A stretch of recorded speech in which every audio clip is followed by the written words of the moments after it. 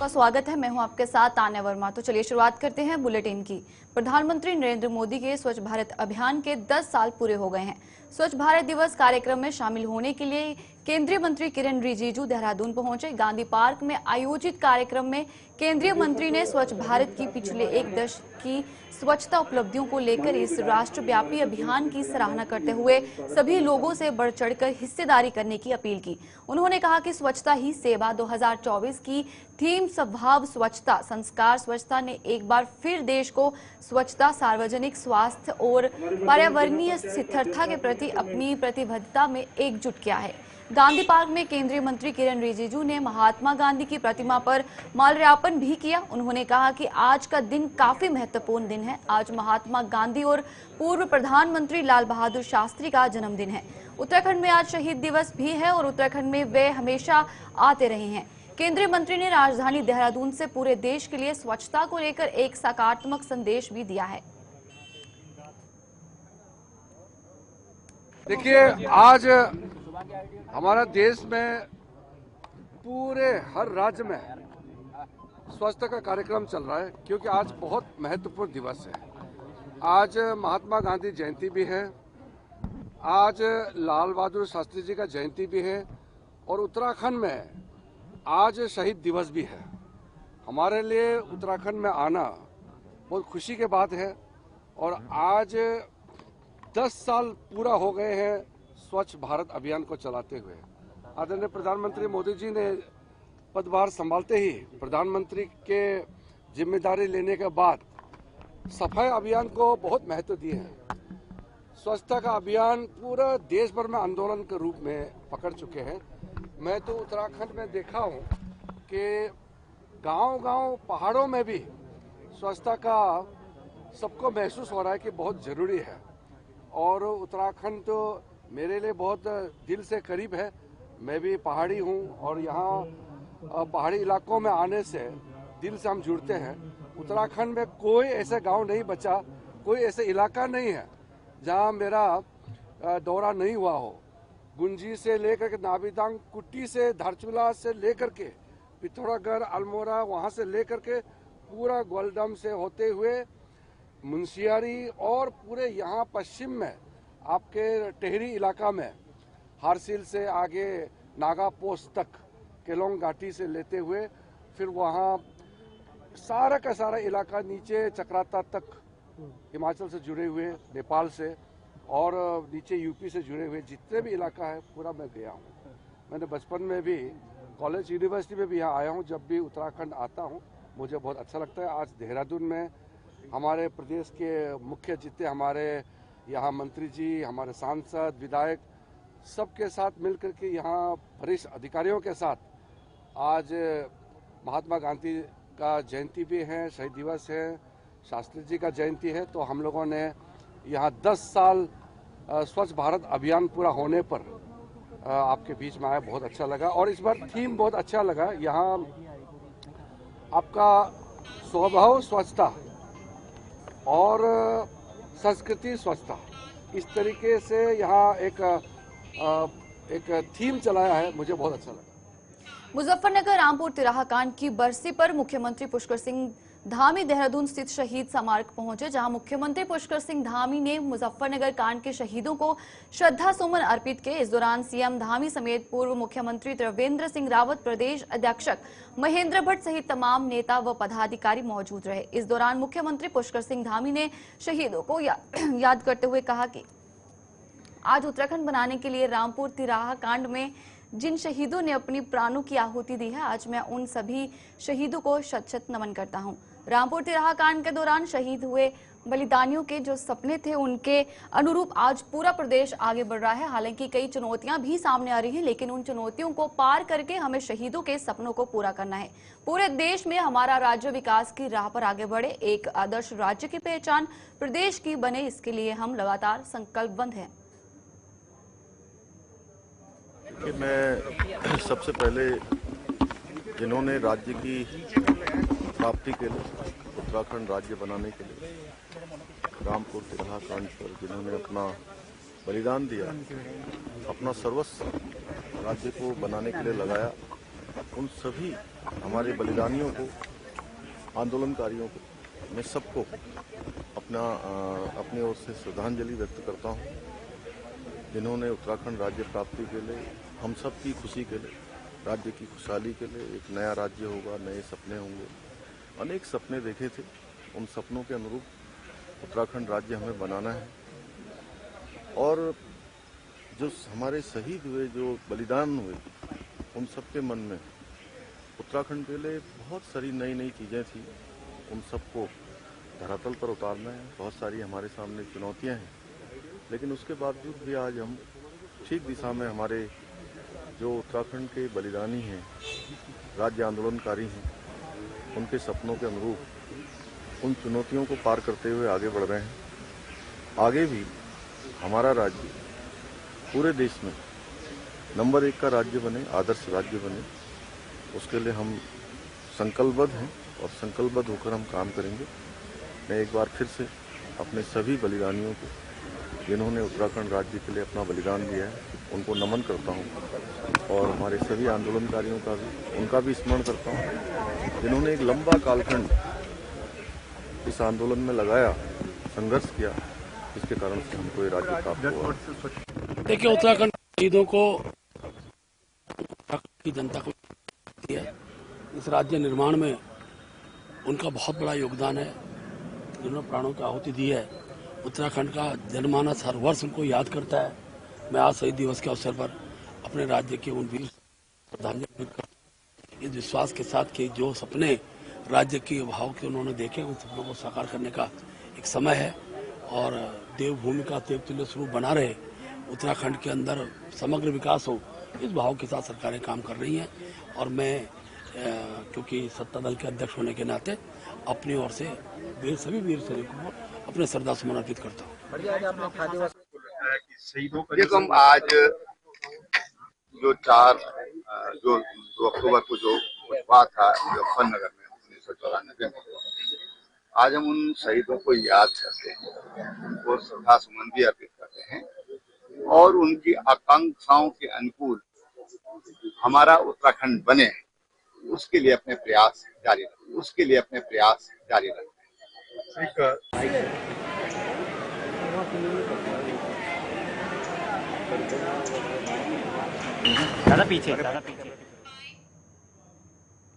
नियोजन सचिवार मीनाक्षी सुंदरम ने पत्रकार वार्ता कर घटती बेरोजगारी दर और बढ़ती जीएसडीपी की जानकारी साझा की।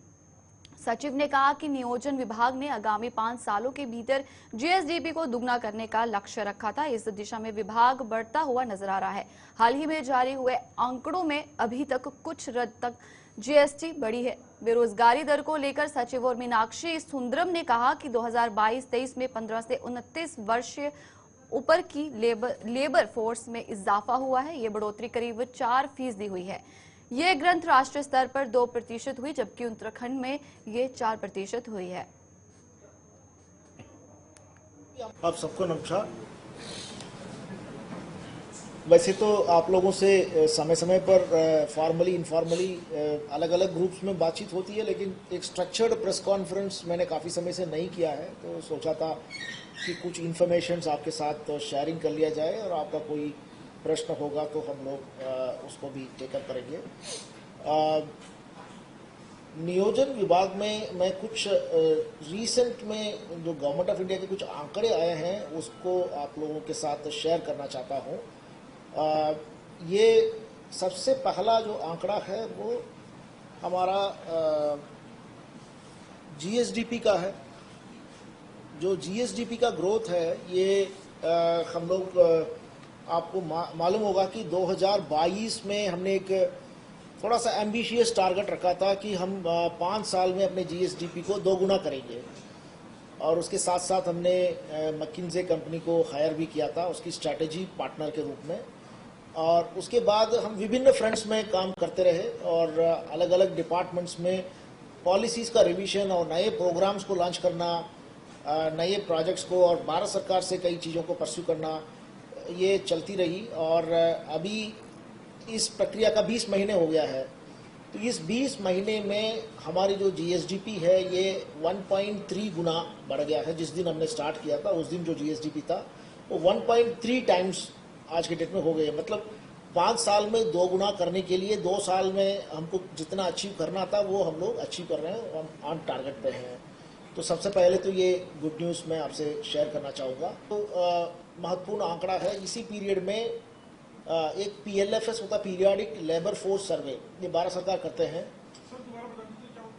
PLFS periodic labour force survey, तो ये इसमें लेबर फोर्स पार्टिसिपेशन रेट आता है कि अगर टोटल पॉपुलेशन में कितने लोग जो है लेबर फोर्स में हैं, कितने लोग गेनफुल एम्प्लॉयमेंट में है। इसका मीनिंग ये है कि गेनफुल एम्प्लॉयमेंट में है। और दूसरा बेरोजगारी दर, तो इनके आंकड़े आए हैं, तो मैं थोड़ा सा ये आंकड़ा आपके साथ शेयर करना चाहूँगा। लेबर फोर्स पार्टिसिपेशन रेट हमारे 22-23 में 15 टू, ये एज ग्रुप वाइज होता है, 15 टू 29 ईयर्स का, 15 टू 29 ईयर्स का overall rural urban male female सब मिला करके हमारे 22-23 में हुआ करता था 43.7%। वो अब बढ़ करके 49% हो गए हैं। और इसमें रूरल में भी बढ़ा है और अर्बन में भी बढ़ा है। और फिर उसके बाद 29 से 59 ईयर्स, 29 से 59 ईयर्स में 60.1 था, वो 64.4, 4% बढ़ोतरी इसमें भी हुआ है।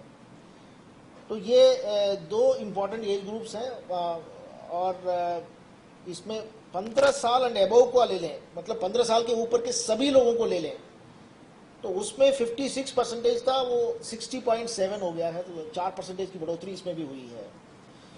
इसी पीरियड में नेशनल लेवल में कितनी बढ़ोतरी हुई है, ये तुलनात्मक कंपैरिजन के लिए अगर बात करें तो नेशनल लेवल पर ये 57.9 से 60.1 में आया है। नेशनल लेवल पे लगभग 2% बढ़ोतरी हुई है, तो हमारे यहाँ 4% की बढ़ोतरी हुई है। हाँ, तो ये लेबर फोर्स पार्टिसिपेशन रेट का है। इम्पॉर्टेंट इंफॉर्मेशन है, workers population ratio in percentage, ये भी हमारे उत्तराखंड का 26.1% रहा है 15 टू 29 ईयर्स का 22-23 में। मैं फीमेल वर्कर्स की बात कर रहा हूँ, ये महिला प्रतिभागिता की बात कर रहा हूँ। हाँ, मैं रिपीट करता हूँ, ये है वर्कर्स पॉपुलेशन रेशियो। और ये महिलाओं की बात कर रहा हूँ मैं। महिलाओं में 22-23 में 26% था, वो बढ़ करके 23-24 में 32.4% हो गया है। ये है 15 टू 29 ईयर्स का। अगर ये 15 साल से ऊपर के सभी लोगों को ले लें, सभी एज ग्रुप को ले लें, तो ये 37% था, वो 43.7%। डोईवाला के रानी पोखरी थाने का दून एसएसपी अजय सिंह ने पहुंचकर वार्षिक निरीक्षण किया। इस दौरान एसएसपी ने पुलिस के असला, मालखाने रिपोर्ट, रजिस्टर सहित अन्य चीजों की जांच की। इस दौरान एसएसपी अजय सिंह ने बताया कि यहाँ देखने के लिए कि बेसिक रिकॉर्ड को किस तरह से रखा गया है, वे अपडेट हैं या नहीं। साथ ही नए कानून के तहत कई रिकॉर्ड को रखने का प्रावधान है। इसी के तहत रूटीन वार्षिक निरीक्षण के दौरान आज रानी पोखरी थाने का निरीक्षण कर यहां की सभी व्यवस्थाओं को जाना और आगे भी ये निरीक्षण जनपद के अन्य थानों में लगातार जारी रहेगा। वहीं एसएसपी ने आमजन से अपील करते हुए कहा कि पुलिस की नशे के खिलाफ मुहिम में आमजन को सहभागिता करते हुए पुलिस का सहयोग करना चाहिए। निरीक्षण किया जा रहा है रानी पोखरी थाने का। इसमें बेसिकली जो हमारा रहता है कि जो हमारे रिकॉर्ड्स हैं वो किस तरह से रखे हैं, अद्यावधिक अपडेट है कि नहीं है। और नया वाला जब से कानून हमारा बीएनएस और बीएनएसएस लागू हुआ है तब से तो इसमें बहुत सारे ऐसे मैंडेटरी हमें रिकॉर्ड्स रखने जरूरी हैं जो थाने पर रखने चाहिए, तो उसको भी एक चेक करने का प्रावधान है कि उसको चेक कर लिया जाए। साथ ही साथ जो हमारा मालखाना है उसमें क्या कंडीशन है, जो आवासीय व्यवस्थाएँ हैं उनमें कोई दिक्कत तो नहीं है, और जो यहाँ के कर्मचारी हैं उनको कोई ऐसी व्यक्तिगत समस्या या प्रोफेशनल दिक्कत तो नहीं, ये सभी चीज़ों के लिए एक निरीक्षण रखा जाता है जिससे अधिकारियों से 1-to-1, कर्मचारियों से 1-to-1 बात हो जाए।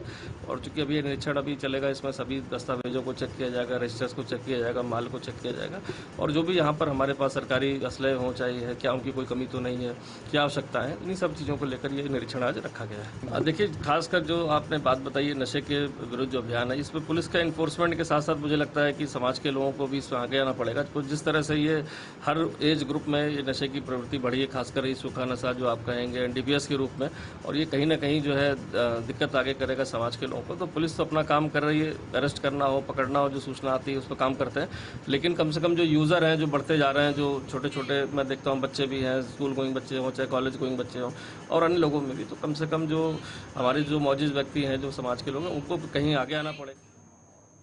रानीपोखरी क्षेत्र में उत्तराखंड वन विकास निगम द्वारा अब खनिज निकासी का कार्य आज से शुरू हो चुका है। डोईवाला के स्थानीय जनता अब तक महंगी दामों में भवन निर्माण के लिए अब खनिज खरीदने को मजबूर थी, तो वहीं अब निगम द्वारा संचालित इस खनन लॉट से स्थानीय जनता को सस्ती दर में उपजनिक खनिज मिल पाएगा। बता दें कि लगभग 29 लाख टन अब खनिज का उत्थान होना है और स्थानीय जनता को लगभग 21 रुपए प्रति क्विंटल अब खनिज मिलेगा।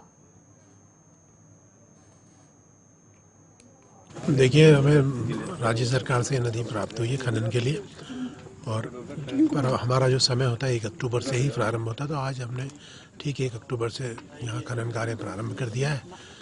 अब करीब 450 वाहन यहाँ से खनिज की निकासी करते हैं, तो जब बाजार में 450 खनन वाहनों का मटेरियल आएगा तो आम आदमी को राहत मिलेगी, खनन के रेट नीचे होंगे। लगभग सर कितने रेट पर खनिज उठान किया जाएगा, क्या रेट पे दिया जाएगा? राज्य सरकार के निर्धारित जो पिछले साल गत वर्ष के जो दरें थी वो इस वर्ष भी लागू होंगी, और पिछले साल 5 लाख करीब 5,17,000 घन मीटर हमारा निकाला गया था, तो इस साल भी अभी वही हमारा टारगेट है। रिप्लेसमेंट स्टडी हमारी अभी पेंडिंग है, वो जैसे ही होगी तो इसमें। व्रत त्योहार प्रत्येक व्यक्ति की धार्मिक आस्था से जुड़े अवसर होते हैं। आने वाले दिनों नवरात्रा सहित अन्य व्रतों पर उपयोग में लिया जाने वाला कट्टू के आटे को लेकर सावधानी की आवश्यकता है। इस गंभीर विषय को लेकर उद्योग व्यापारी प्रतिनिधि मंडल एवं खाद्य सुरक्षा एवं औषधि प्रशासन हरिद्वार ने आयोजित जागरूकता अभियान में बैठक रखी।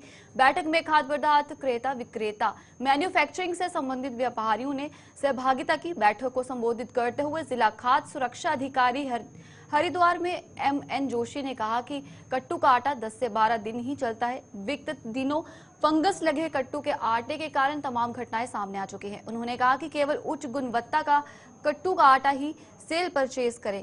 व्यापारियों ने कहा कि ग्राहक दुकानदार पर विश्वास करता है, इसलिए उसके विश्वास को अपनी पहचान और सतर्कता से बनाए रखना ये हर खाद्य व्यापारी या व्यापार से जुड़े उद्यमी की जिम्मेदारी है।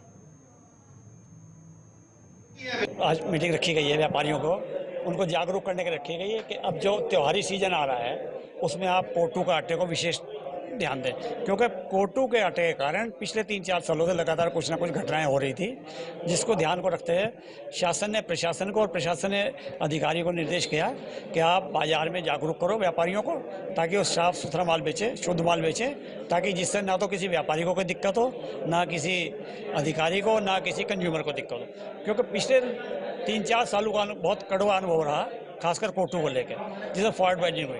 और कोटू का रख रखाव ऐसा है कि उसके कोटू के रख रखाव के कारण फूड पॉइजनिंग होती है, क्योंकि कोटू बहुत जल्दी नमी पकड़ लेता है और नमी पकड़ने के बाद वो बेकार हो जाता है, जिससे उसको खाने से उसको फूड पॉइजनिंग का सकता है। और इसके अलावा व्यापारियों से मेरा तो निवेदन है कि साफ सुथरा माल बेचें और बिल के आधार पर बेचें।